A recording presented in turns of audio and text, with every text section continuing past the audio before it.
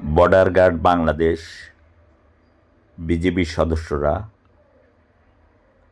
বেনাপোল সীমান্ত এলাকায় অভিযান চালিয়ে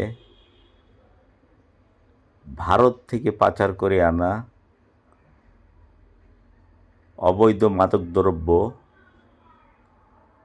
গাঁজাসহ এক কারবারিকে আটক করেছে।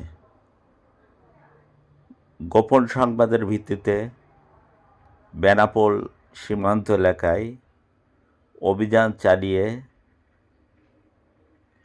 4 কেজি গাঁজাসহ এক পাচারকারীকে আটক করা হয়।